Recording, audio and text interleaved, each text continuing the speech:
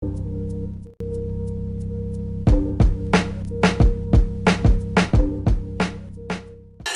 what's up? This is Shadow Rock and Profo One of the Flora Gang and Knuckleneck Tribe, and you're watching The Trades Sunday Special Edition. This is, kind of episode 33, but we'll just make it a Sunday Special Edition. Yo, before we get started with the whole going on with the show, I want to plug the last show. We had B-Boy Jigs, and he talked about breakdown, like how he breaks down all the events that's going on every 2 weeks. He puts on a show. He talks about workshops, who won. Yo, go support Jigs, B-Boy Jigs, Supreme Beings. You can watch the show on Junior Silverio on Facebook. You can find him on there. We just had Breaking International last night over in Sacramento, California. I called it the Breaking International Humid Edition because it was really hot. It went into the triple digits out there, but still a really dope vibe. The winners of that was Brothers Award. Give a shout out to the guys out there in Sac. We had the dope exhibition battles. So, and then of course, what happened today at City Dance, give a shout out to City Dance over there out here in San Francisco. Give a shout out to Sandy for putting it together and Wacko for putting together the workshop. We had our guest who we have today, all the way from San Jose, California, via Australia. We got my man representing Style Elements. We got Poe One. Poe One. Give it up for Poe One. What's up? What's up? Yeah. On the Trades couch. Poe One right here. Peace. You know what I mean? We had to do it. He did his workshop, so we had to kind of continue that whole thing, him being in the Bay Area. I was like, he hit me up. I was like, yo, you gotta be on the show. Now he's on the show, so gotta give it up for Poe One, please. Well, I gotta give it up for this brother right here for doing the trades. And actually, the invitation is very humbling. To be honest, it's very, very humbling. Dude. To even be asked, so thanks, brother. Yeah, man. So let's get started with the first question. I run a tight ship. I do 30 minutes, but hey, you know what? We might just go off on some old man rant type shit, dropping gems or whatnot. So, the first question I have for you, right away, because I had J-Rock, of course, of Style Elements over here. We talked about Skywalker, stuff like that. We talked about Style Elements. So I want to, let's take you back to, about the early 90s. You coming back from Puerto Rico, coming back to San Jose, what was that experience like? Okay. Yeah, right off the bat, you coming back, breaking was already kind of moving in the Bay Area a little bit. So how are you feeling, were you yo, what's up? I came for one purpose. Yeah? And that was to look for B-boys. Oh, because in Puerto Rico, I started kicking stilo and and stuff like that. And it's because I saw on Soul Train, I saw Little Caesar. Okay. Dancing on Soul Train with the yeah. Signs on them. The Hesher look, as Cujo put it. The Hesher look. Yeah. So I saw Little Caesar do that. A few episodes. I saw the old school, The Grind. Yeah. Okay. Video. Right. Oh yeah, with the Rocksteady. Yeah, Julie Gremlin. Yeah, exactly. And then a few videos. Mad Lion had Kenny in there talking right. Mad Lion video, Lords of the Underground. Yeah. With legs and them, and so I started seeing it more and more often in videos, and I was like, you know what? If that's coming back and these cats are coming back, I'm gonna come back. Yeah. You know what I mean? Wow. So I came to San Jose to look for old homies, to see if anybody was still breaking. Right. So that was about the end of '94. It was probably October, November, in between there. It was just turning into '95. Okay. All right. I was here for about a month. I was working at Kmart. All right. Okay. In the warehouse. Right. And then I used to hang out with this cholo guy named Brian. Okay. And so for about a month and a half, I was looking for B-boys, couldn't find anybody. All my old friends, we didn't have cell phones. Right. And I lost all contact with everybody from moving around so much. Yeah. A few of my boys were around, like Shorty, and my boy Shorty, shout out to Shorty, FTW, After World. FTW, Whisper was still doing his time at that time, but he was still around, but not dancing at all. Just family people working, So I was ready to go back to Puerto Rico. Oh, shit. Actually, I was ready. Yeah, I was ready to go back. All right. And then Brian, Cholo guy that I used to work with at Kmart said, you're looking for dancers, right? And I said, yeah, I'm looking for dancers, but nobody's around anymore. Everybody's either dead, locked up, or family, you know?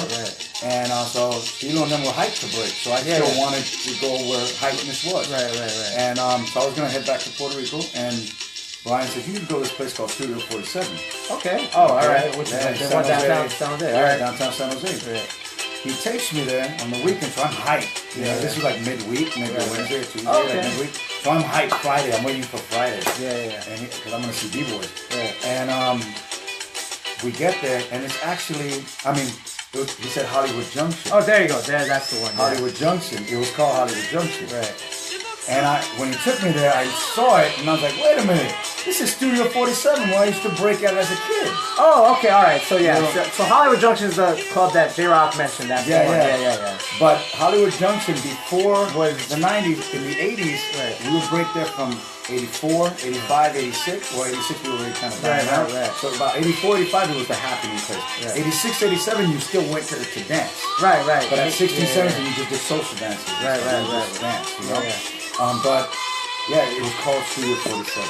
And it was like, if you were, what's crazy about Studio 47, I think most clubs at that time, you call them discos, mostly at that time, was you had your adult side and your minor side. But it was only roped off. Right. You know, so my sister was on the 18 over side, and I was on the 17 and under. But sometimes if the bouncer knew that you can dance, you can get into the other side, as long as you're not drinking. You know? But that's how Studio 47 was. So, make a long story short, Brian took me there. Now the name was changed to Hollywood Junction. I go in, and I'm actually waiting in line, and then Sway. Oh shit! Sway, Flea, original Flea Rock, all Flow Rockers. Flea, Josh. Okay. You know, not Club, but Josh. A Papa, and I think that was it, just 3 of them. And Brian introduces me to them. He didn't really know them, but he knew them as the dancers. And I think Hector Rocco was there. Hector Rocco. And so he introduces me to this guy from Puerto Rico, he's really from here, blah, blah, blah. And we're just talking. And then I said, yo, I break, you know, it would be really nice to see, you know, if I can break with you guys. He said, meet me tomorrow. So we met on the corner of Hollywood Junction in downtown, 47. And they take me to the garage in Barrio Horsey. The police house. And little John was living there. J-Rock was living there. His grandfather was just around the corner. And so everybody congregated in the garage. So there was all of them there. There were probably about 8 or 9 people there. You know? Rabbit was there. Raul and everybody. So we go in and we just start breaking. And we start practicing together. And we all hit it off. Then we went to a party later on, like a rave that was happening, and we caught wreck there, and then we all just hit it off. And then that was the rest of the history. Then they put me in Flow Rockers, and then that was about early, in late '94, beginning of '95. And then I went to Hollywood Junction the next weekend, met Ivan. There you go. Met Ivan there, met Bob the Balance from Circle of Fire, and Mikey Ice. And Mikey Ice, a few others.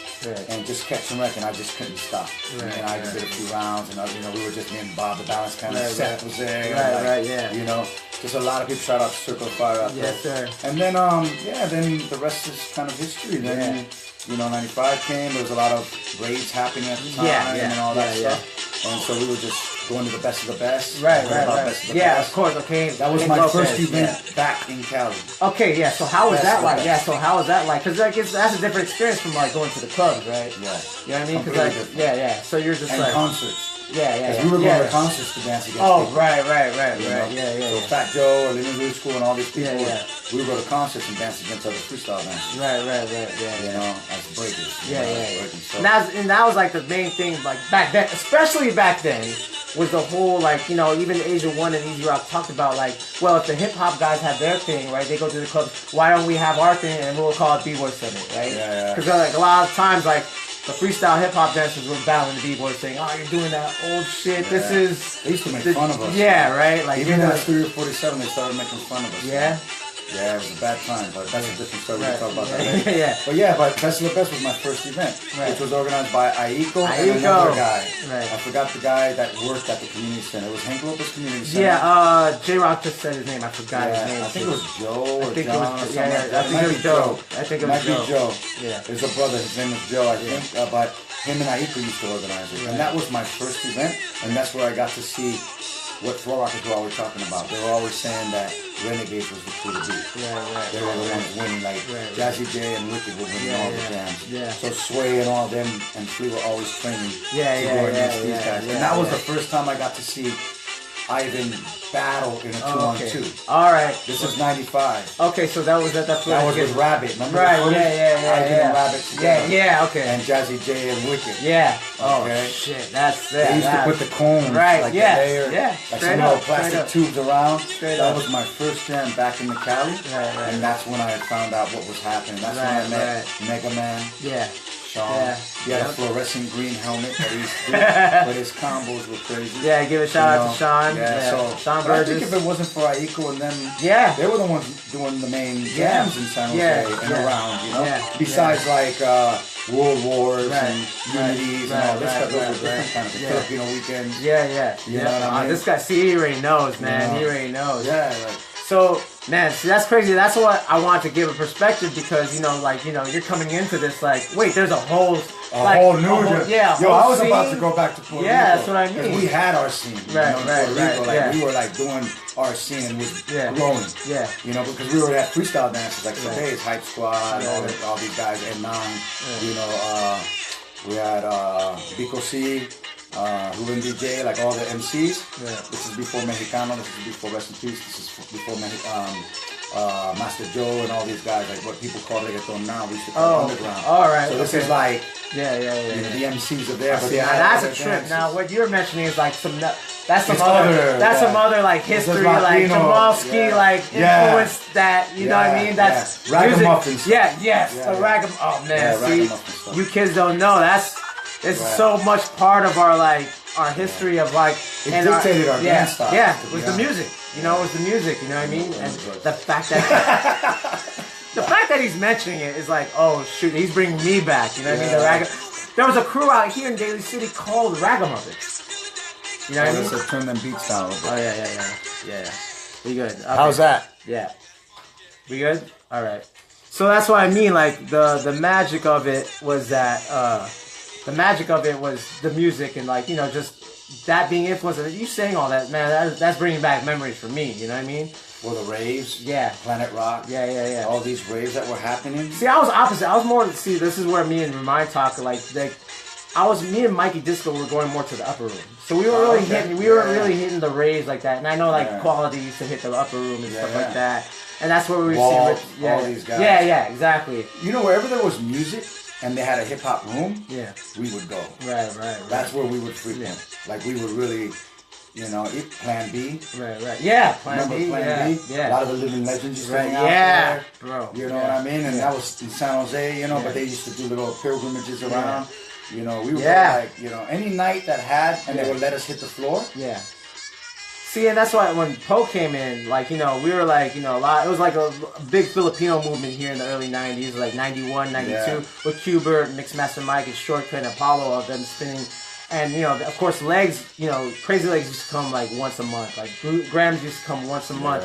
And that's when you came in, it slowly started to like shift to like Hank Lopez and like more Caesar, jams. More Caesar had the Radiotron going on and stuff like that. Because our competitions were just more like showcases. They were just like, oh, happy Father's Day, Happy Father's Day, everybody. Thanks for tuning in. Yeah. So it was crazy. So for you to like, because I was like, that was like the strongest part of me and Rob's and Mikey's period was that 91 to 93. Then we slowly got out of it, and you came from a totally different place. You came from Puerto Rico, coming to the Bay Area, and then it started to head more. For me, it started to head more south. It started to head San Jose became a spot. Stockton, Merced, LA, even Modesto. Modesto. And that's what I'm saying. It's like you guys, because for us, we started turning 18. We started going to the club. We wanted to go to the booty shaking clubs. So we weren't really going. Like we were going to the hip hop. I was going to that. But you know what I mean? Like, that's where the Filipinos went. Like, you know, everyone got into rice rockets, like, you know, meaning cars. They got into the car culture and stuff like that. And it was more like, I felt like with you guys and Jay, you guys kept it alive. Especially with Jazzy Jay and Wick, they started heading more south too, because they're from here, but they were heading more south, representing more south. With and Blue, with Style, Blue, all these with guys. Vic and all these guys, and that's where it's like it becomes like the Radiotron, and that's the first tapes that were like best of the best. Radiotron, Summit were the first tapes that were being like World Wars were being distributed really well. So that's what I mean. It was just like they put me on the game really quick with all that stuff. Right, there was a crew in San Jose called E-Rock. Yeah, E-Rock 3D. Shout out to E-Rock. Yeah, for sure. Mikey. You know, both Mikeys. You know, Jedi Mind Tricks was also around. Of course, which is now, if you know that led on to the Jabberwockies and Jugheads. Yeah, there you. You know, these are the guys. You know what I mean. Jugheads. There was one guy in there named Barry with the Jerry curl. We used to dance together in the 80s. Oh, yeah? So Jughead, even Sean Ortiz. For sure. Rest in peace, Sean. You know what I mean? With Sidewalk, you know what I mean? And these are that's why it's like, whenever me and Poe, like, talk, it's like, he was gone from 91 to 94, and that was like my prime time, me and Mikey and my brother, that was like prime time for us. So, and then we started slowing down from like just the scene. Like, we were still dancing, but we were like, more hanging out, like we would see you guys maybe at the Living Legends type shit. You know what I mean? But it wasn't like something like that wasn't our agenda anymore. While you guys, like, you know, Aiko was like, okay, this is Hank Lopez, this is Best of the Best. Skeezer's like, this is Radiotron, and this is all that. I organized Step Up. That was Step Up was so dope. That was my Step Up was so dope, man. And that was before the movie, you guys. Okay. That's real. Step Up was a cypher jam. Back in '96. Okay. It was a circle jam. And the only way that you would get credit is if you stepped up to somebody to battle. And legendary battles happened that night. Flowmaster and Little Caesar went at it, and a lot of other people went at it that night. Okay. Someone has footage. Politics and Tommy Boy went at it. You know, like shout out to Politics out there, Renegades.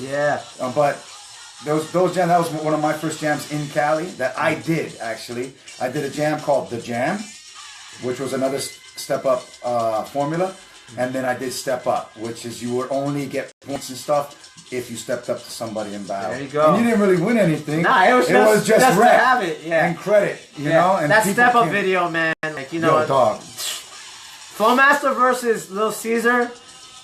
Watch it. It's online. Frankie's in that. Stuntman's in that. Like, you know, Wick is spinning, right? He was like spinning and stuff like that. Sway's in. Oh, man, Sway was killing that Step Shout Up. out to Sway. Yo, I'm sure eventually Junk is gonna have that Step Up video posted somewhere. You know what I mean? Korean Rock. He's gonna find. He's a digger, man.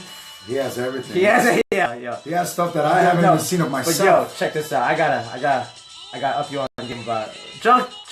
Me and Junk talk. I gotta show you some, and you'll be like, no way.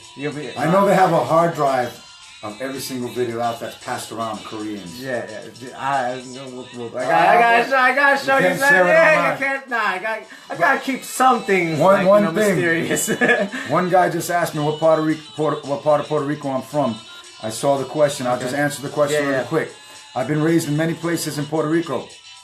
Okay, my mother's de Castañer, Adjuntas. That's where my mother's from, born and raised. When I first moved to Puerto Rico at a young age, about 10 years old, she took me to Sidra. Oh no, she took me to Coamo first. Coamo, Puerto Rico. That's where I used to roller skate and battle and everything. One of the pictures that's on my Facebook is actually, that's when I'm 12 years old, and that's in Coamo. That was taken in Coamo.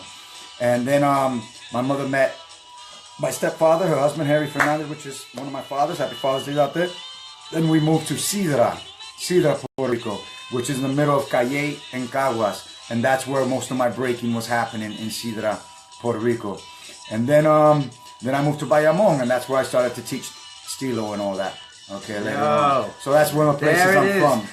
See, that's the thing, that's the connection that we're talking about. Like, when you, and you know, this is the whole show, man. I'm gonna go off topic a little bit, but you know, the fact that you had Stilo in there, and then you had this Floor Rockers chapter out there in Puerto Rico, right? Started in '95. Yeah, and that thing is, like, then you had guys like Ground Zero come out. And like Ground Zero to Florida. So there's that they were living in Puerto Rico though, baby. See, that's what I mean. That's what I mean. Like, there's that connection that, like, you know, we're all connected in this B-boy community, even though, like, we might have different approaches. Like we're already linked, and like before social media, we already had everyone was influencing everyone, but we just didn't know it. We're Through here now. videotapes, Yeah, now we're here now to see the bigger picture, and see that family tree, and it's, to me, like, I'm a historian. Like, it's amazing when I hear stuff like this. Like, yo, wait a second. Floor Rockers, like, nah, that's good. Floor Rockers, Puerto Rico, is that the, you know what I mean? Like, I didn't see the connection. Yeah. But to, like, oh, then you found out. Yeah, and it's like, oh, shit. Well, I asked Jay and them if I could start a chapter. Right. And right when they said yes, I got onto my home phone. Yeah. We had home phones. And it cost about $1 a minute, $2 a minute. Stilo, and I said, start a chapter of Floor Rockers. And then he got Sammy Smooth. Oh, shout out Manix. Oh, Manix is all right. part of my kid. Damn. Chino. Okay. Yeah. You know, all this. Joel, Richie, Joe. There's quite a few of us. Omar, Cito, Smurf. It was called Pitufo. Not Smurf out of MZK, another Pitufo. Un montón, you know. Pero Floor Rockers, we started that. Let's see this. Un saludo, Lifestyle Crew. Yeah, man. Yeah, Luis. So that's what I mean. Like, it's like I said, like, we get, like, I usually do 30 minutes, but because Poe's here, and like, this is a rare occasion that we, like, people get to experience, like, you know, I'm 42, he's 47, like, we talk about the Bay history, like, and we could see, like, you know, I'm the type of dude to trace it back to NY, like, you know, like, these moves, and that's what the trades is about, you know, for you guys to learn all about this, the deeper, you know, we're in the deep waters right now, we're swimming through the deep waters and breaking, you know what I mean? Yeah, let's go. Yeah, we're gonna get there. Let me get to an Instagram question. So I want during his workshop, I went on Instagram Live and asked anybody if they had any questions for Poe One. Okay. So we got oh wait, oops, hold on one second. Yeah, let me get it. I'll look at the phone, see what's up with everybody. Yeah. Okay, here it is. Okay, I got we got little Dawa _ Goodwin Crew on Instagram. He asked, what's the definition of universal moves and biting? Like, basically, what... I know what it means, yeah. Yeah. You know what I mean? Like, okay, what makes it, like, becomes foundational? What's yours? And you know what I mean? Like, what's biting? In your opinion. To my own opinion, check it out. I think it's really simple, right? Mm-hmm. Something that becomes just everyday scene and normal, and it becomes the norm. Even though it was somebody else's move before, like windmills was somebody else's move, swipes was somebody else's move, okay, headspins was somebody else's move. Everybody that's doing that moves, you bid it. Right. I bid it. Yeah. Okay? Basically, I bid it. I use it as a tool to see what I can make up as a transition or something to make something new out of that move. Right. Okay? Those are now considered foundational moves. You know, some people would say they're considered foundational moves. Other people would say, look, the foundation is music first, and you're reacting to music. Okay? Yeah. Some people would say that, which is true. We respond to music, and then you kind of imitate things subconsciously come out when you're reacting to music. Right. Okay? So, what becomes a universal move, I would say, look, it ain't right, and it ain't written in concrete stone. Okay? But it's just something that becomes repetitive and seen as a normal. For the next, something that might be a remind move for us, or a Profo move for us that I've seen Profo do for a long time ago, just an example, or a move that I do. Throughout the generations has been copied so much, it becomes the standard. So the new generation that doesn't know the history of that move just sees it as another foundational move. Right. Nothing's wrong with that, because this is a new generation coming in, seeing a new foundation kind of in a way. Yeah. Okay? So that becomes the normal for them. Kind of like the normal in my generation of the 80s was the swipes, the head spins, the footwork and stuff like that. So it was a necessity to have these moves. Okay? But it was very important to change it. Even though those moves were bitten, we had to add our own character and change it. So today, for me, I would call a biter somebody that duplicates exactly the nuances, expressions, gestures, characters, moves, have no personality of their own, that cannot bring anything of their own, and it's just trained robotic programming. I will call that person a biter. Somebody that's just using a few moves here and there, but they know what they learn where they come from and stuff, and then they begin to try to change it and use it as a stepping stone to get somewhere else. Right. Then I'm kind of okay with that. Right. You understand what I'm saying? Yeah. For me, that's like it's like a tool that was given to me to see what I'm gonna build new with it. That's real. You know what I mean? And as long as you give the credit, That's, you know what I I'm mean, saying? As long as you build and try to give as much honesty and much credit as you can, and there's no devious about it. Right. Like, you know, for me, a biter is somebody like that gets famous, and you know exactly the way they break, who they've been watching. Right. By the way they're moving. You can tell. Yeah. If you study the culture, you can tell who's picking up what and what generation they are. So when you see how they're breaking and you say, okay, I can tell that they're watching Abstract. I can tell they're watching Ness. I can tell they're watching Ken Swift. Right. You know, because they start and found themselves a little bit. Yeah. Then to me, and then they get an interview, and then they claim everything as their own. Like if somebody says to them, like, yo, how'd you get that style? And they give no credit. I made it up. Yeah, One they day. say, yo, me in the garage making it up. Yo, I'll be honest. To me, that's biting the hand that fed you. And that's disrespectful. Yeah. It's not keeping the tradition alive. Word. You know what I'm saying? So that would be, for me, the difference between universal stuff and biter. Okay? There you go. You know, but that's just my opinion. I could be debated on it, and anything can be debated. Yeah. But, you know, I'm just giving an honest opinion. You know, you need to learn some stuff. You need to learn your windmills to be able to know how it feels to roll on your shoulders. That's real. Continuously. Okay, so you have to bite that move. Yep. You know, you got to be able to use your head with no hands so you can feel how munch mills, learn munch mills. You got to learn that pathway from backspin to headstand to learn backspin to headspin. Yeah. Backspin to headspin or headstand will teach you to push up to 1990. Yep. So it's kind of like, you have to get these, you have to take these moves and see and learn. It's kind of foundational step that will help you with your transitions, but there was somebody else's move first. So, you know, you use it as a tool, pay homage to who kind of passed it down to you or how you picked it up, you know, because sometimes you just pick it up by watching detail, and other people say the same thing, and then you realize that you were already on the right track because they verify what you already kind of knew. Yeah. You know what I'm saying? So, you know, kind of, just give homage, you guys. And, you know, that's the difference between universal and bite, and I hope that you understand that. Yo, you just said, you took the words right out of my brain, not out of my mouth, right out of my brain. So, we were talking in the car on the way here. Yo, okay, so we were just like... Appreciate you sharing the video. Yes, sir. Ray Guns, Floor Games. All right. We're talking in the car, and you're just like, "Yo, let's go there. Let's just we're just gonna go. Okay, there. we're gonna go there." So here's the thing, like you know, we both do our research on the dance and stuff like that, and this relates to like what you were talking about in what you were talking about in your workshop. Like, okay, so in Poe's workshop, he was talking about, you know, when I go to like the house room at an event, everyone's bopping, everyone's dancing. And I go to a popping room, everyone's like in it before they even hit the cypher. They're already gigging on the side till they walk in. And he teaches in his workshop, yo, I'm in it as I go into the cypher.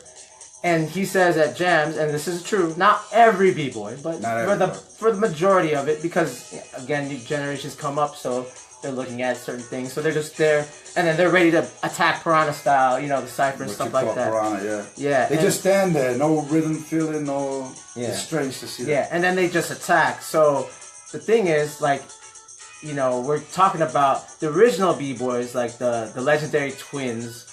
We're talking about, like, you know, Sasa, the guys that were at the, you know, with Herc, you know what I mean? And they're mostly African American guys. You know, it wasn't the Latinos weren't exposed to it just yet. It was just these guys within their own circle or within people going to the Herc parties and spreading that knowledge. And they all said that there was a bounce, that they were dancing. They were straight up dancing. It was more dancing, little moves, little burns, and then come down, drop a little bit, and then come back, dance. Like Charlie Rock from the original Zulu Kings was considered the Gregory Hines of breaking. They called him the Gregory Hines because he hit so many. Charlie Rock, thank you for the inspiration. Yeah, so now we're talking about what's that funk, that original, that African American influence that's in everything, like all the street dances from African Americans, but I'm not gonna take away what the Puerto Ricans gave to the dance. But how do we let's talk about how do we bring that back, or should it be gone? It's just evolution, and that's what it is. And swallow your ego, everybody, and be honest. Okay. All right. Be honest, you guys. All right. Here we go. Hip hop culture. All right. The ghettos of America. Who were living in the ghettos of America? Who was reacting to revolutionary music? Who was living in those ghettos? Think about it. And how did people express themselves? And that expression and that energy influenced all of us to get busy. All right? And for some of us that came from those ghettos of America as well. Okay? Yeah. Be honest, you guys. Yeah. You know, you gotta watch. Now, so many generations, it's mixed culture, a lot of Filipinos, a lot of different cultures. You got French people from France, you got Russians, you got all this. But I'm gonna be honest. If you're being racist in this culture, I'm gonna go there. Can I go there? Go there. Go. Let's go. Let's go. Let's go. Racist in this culture, and you're doing this culture, you have no business being in this culture. Ooh. Okay? Ooh. Because Ooh. there is no color lines in this culture. Okay? This culture has united everybody. And if you're gonna do racist gestures and you're gonna do racist comments, okay, towards other people that motivated you to get busy, then you need to recheck yourself. There you go. And you need to break that energy that's inside you and realize that we all bleed red. There you go. You know what I mean? And if you take the skin off, we all look the same. Right. You know what I'm saying? So respect your elders. Yeah. Respect the elders. And I'm not talking about me or Pro, because some people look at us as elders.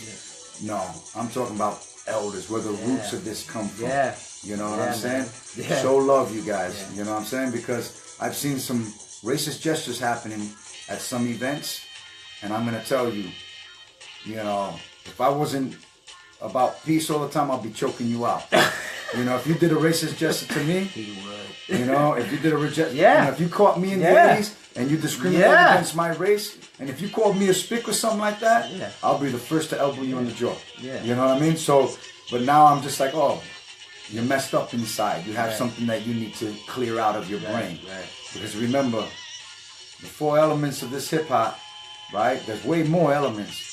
But the main core elements of just life, the earth, the air, the fire, the water, go on and on. All that together, the light created us as humans on this planet. There you go. Okay? So we all share that in common. So if somebody motivates you, don't be afraid to be honest about that. Don't let our past family members that grew up in a time that was about segregation, don't let them influence your way of thinking. Break out of that conditioning and break out of that conditioning, basically. Break out of that. You know what I'm saying? So we went there with that. Don't be racist, you guys. We break out of that, right? We break out of that. And that's the thing, because, and that's what, I feel like in the early 90s or mid 90s, people looked at, and it's not anyone's fault, right? Because in the early 80s, when it was breakdancing and it was electro, you didn't see the soul so much. It was like we're dancing, we're breaking to electro. You didn't see that funk. It was already gone. It became a science. It was a science dance. That's how I feel. And it's like we're trying to, let's do our research and try to get back to that funk, that straight up funk. And in the 90s, I felt like it kind of came back because of the music, because of the hip hop music. Because of the Wu-Tangs, because of the Rock Cams, you know what I mean? It had a bop, you know what I mean? And that's what Remind, Poe style, and this is really, Why Not, guys like that, Why Not, K-Mel, they brought that bop.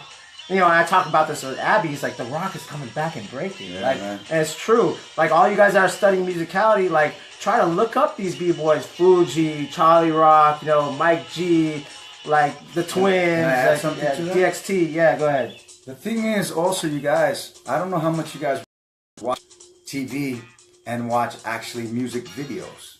I don't know how many of you guys still do that. I haven't done it in many, many years because, YouTube has your selection of what you feel like watching. But before, when we wanted our information, we watched rap videos. Right. Yeah. All the rap videos had dancing in it. There you go. Yeah. You know, and all the dances were going off. Yeah. Yeah. You know, yeah. you had Doug Fresh doing the rooftop. Right. Okay. Which later on turned into the Dougie with the Rising to the Top video. You know, like, you know, you had Children's Story with the girls around the bed doing the Steve Martin.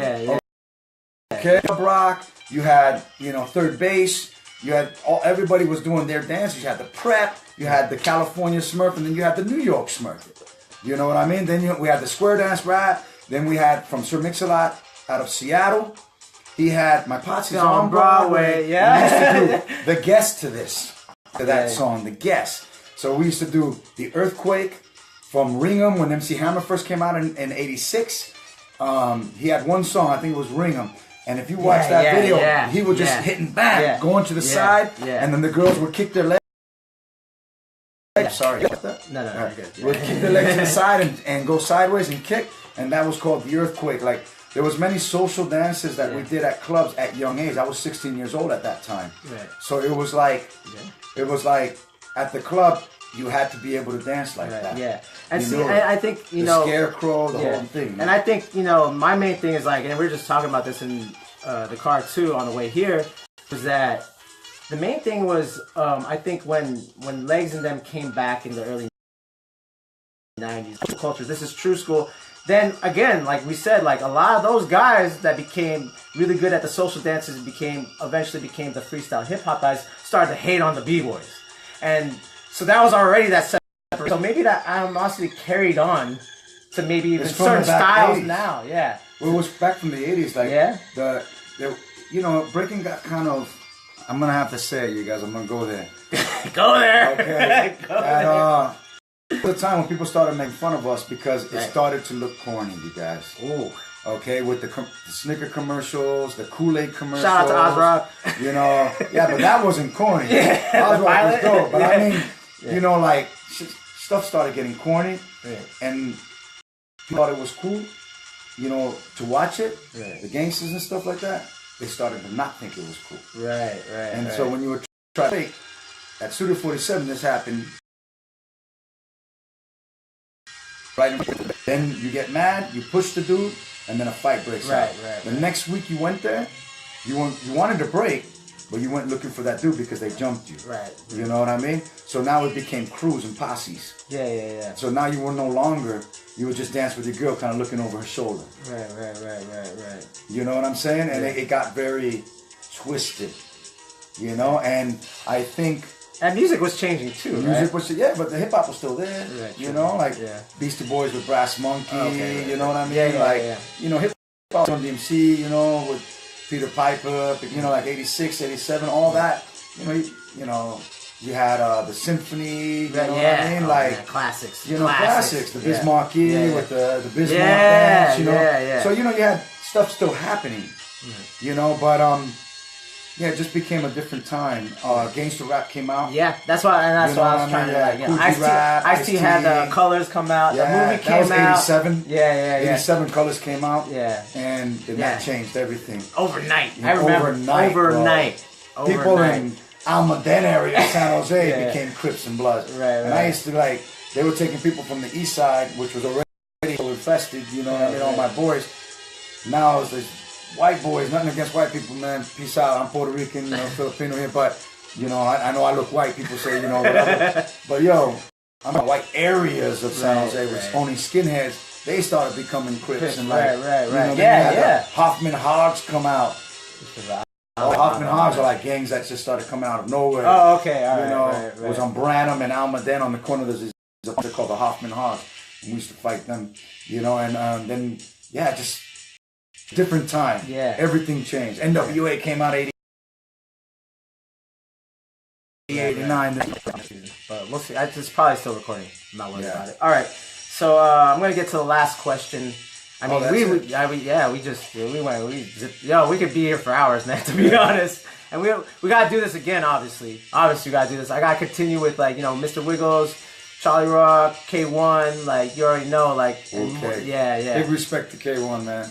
Yeah, man. That's a true b-boy, keeping it humble, keeping it right, keeping it right. It's a good, happy Father's Day, brother. Celebrate it. So, where do you see the scene in 10 years? Like, where do you see it? I can't predict the future. Well, I mean, I'll be honest. There's cycles and there's like little things. Cycle. I think it's exactly that, cycles. Yeah. I call them seasons. Yeah. Everything's a season. So what every season are we gonna see? Every year, in this whole year that you have your seasons. So to me, it's like you're gonna have your people that are interested in the art form of it. Every culture, every aspect of it. They want the information and all that. Yeah. You have your people that don't give a damn about any of that, and they just want to do this as a sport. Right. You're going to have your DJs that only want to be battle DJs. Right. You're going to have your DJs that want to that know how to rock a party, which are two different things. Yeah. You're going to have, you're going to have writers that do throw-ups. Right. You're going to have writers that only want to do wild style, but have no structure of letter whatsoever. Right. Then you have writers that respect the culture as a whole as well. Yeah. You have MCs that, you know what I mean? Yeah. So every year is the same old story. And in 10 years, it's going to be the same way. Yeah. Bro. I'm just hoping that there is more funding and support for people doing. Oh, we working on it. 10 years. Yeah. We working on it. I just hope brothers can get medical insurance. Yes. Afford that. My God. Yes. I just hope in 10 years brothers can afford medical insurance. I hope brothers can make a living with this. I hope they can support their families, because there's brothers out there already supporting their families with this. Yeah. Big shout out to Wiggles. Oh. Wiggles for me is the perfect example of utilizing the culture, his skills to stay up to par and never settle for less. Yeah. And never sell himself short and keep he's constantly busy. Let me break down something about Wiggles real quick. Go ahead. Wiggles for me is one of my biggest senseis. Big respect to Wiggles. A lot of my formulas in my workshop is based on Wiggles. Okay, from down his Top Rock and stuff like that, from way back when we did the Skechers tour together in 1998. Damn. He took me, that footage that you see in the Freshest Kids in the alleyway. We're dancing. Okay, when we're dancing to Just Begun, that's in 1998. Wiggles broke down the outlaw step to me, the Latin rock, the breakdown, how to break things down to the floor. For hours we were in rehearsal for the Skechers tour. I did the Atlanta Skechers tour, he did the Vegas, but we all rehearsed in the same place. So Israel, for the Freshest Kids, recorded us in the back alley. Okay, shout out to Israel. Yeah, Israel. And so Wiggles really broke down some stuff to me. Being on tour with Wiggles, like running into him on tour, not being on tour with him. Let me rephrase that. Going to the same events that he's at, I'm judging and judging. That brother constantly stays busy.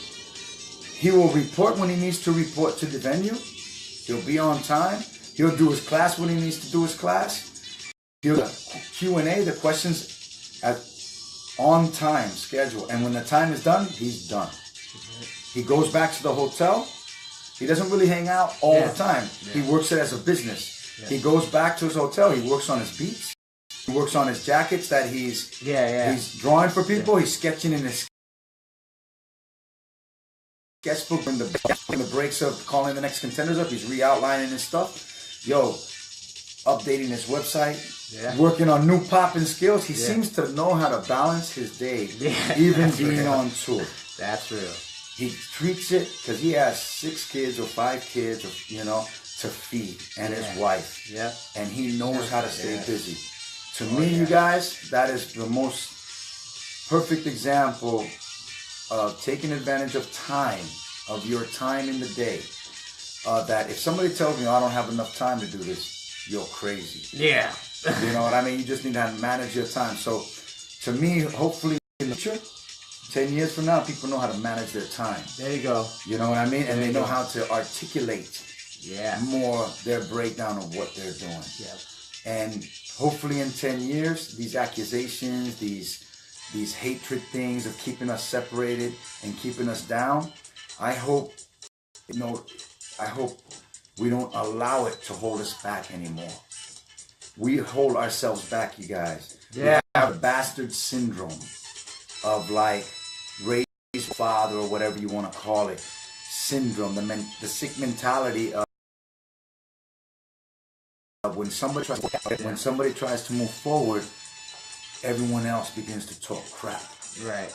And to me, I hope in 10 years that shit drops. Hip hop needs to start supporting each other in the real way. There you go. Not behind in front of people smiling and then behind the back talking their crap. Right. Because what you see me do right here is the same shit I do behind closed doors. I will tell you what I gotta say in your face, not behind closed doors. There you go. You know what I mean? Yeah. Cool? All right. I hope in 10 years people do that. Woo-wee. You know what I'm saying? It's like, much love, you guys. That's real. You know? That's real. Nah. Profo, thank you, man. Yeah, man. Yeah. Before we sign out, I'm going to give a pause to the cause. I learned this from Wiggles. Pause the cause. I got my man Ajax's gear, fourth dimensional, built by the elements, for the elements. You can check him out. Check out his Instagram, Fourth Dimension, and he's on Big Cartel as well. You can get this shirt, and the design is done by Miss Steezy One. She did the hand style, so... Wow. Yeah, you know. I'm going to say one thing to build on what Wiggles also says. There you go. See this? Don't bite the copyright. There you go. All right. You heard my All right. Before we wrap it up, where can they find you on your social media platforms? Oh, wow. I didn't expect that. Hey. All right. Hey, I'm organized. I'm sort of like a shadow rocker, too. I like to stay in the background, man. All these interviews are kind of freaking me out. 16K followers or whatever. Oh, yeah, you saw that. Yeah. That's crazy. Okay, on Instagram, it's Poe Oneism. All right. POEONEISM. Instagram. Same thing on Facebook. It's Poe, one word, and then my last name on there is Oneism. So it's two separate words. Poe Oneism. All right, and that's on Facebook. And, you know, my email. Should I put my email out there? Yeah, whatever. It's the letter G. All right, letter G, and then you spell out 711 at AOL.com. So G711 at AOL.com. So you spell that in letters. SEVENELE. I started dancing salsa, now I can't stop. Yeah, yo, Moose. He's doing it. You know that's how you're going to get your wife, right? There you go. But you're still a little Moose to us. Yeah, you're still a little so Moose. So not Doesn't yet. matter. You got plenty of time. Doesn't matter. But salsa's the freshest. Yeah. Yo, okay, I'm going to ask you one question. Let me see how long it takes you to answer. Don't tell me that salsa hasn't helped you with rhythmicality. I can't even say it. With rhythm. No? Has it helped you with rhythm? Yes or no? It better have. It better have. Yeah, it better have. You're doing it wrong. Then you're doing salsa you're doing wrong. it wrong, yo. Frozen. Yeah, okay. frozen. But right. thanks, Profo, for having me. Yeah. This was a little bit organic and wild. Yeah. Ah, yes, he put yes there. Good. That's right. Good little Moose. Good little move. Because Profo can't even salsa. Nah, man. You gotta get in there, yo. I know. My girl's gonna like teach stupid. you. No, you're not. You're not Moose. No, you're not. No, you're not. Anyway, you can find me on my social media platforms. Right here on Facebook, facebook.com/Profo One, capital FLGZ, or on Instagram at PROFO_FLGZ. This is a special edition with Poe One. Peace. Peace, and we out. Yeah.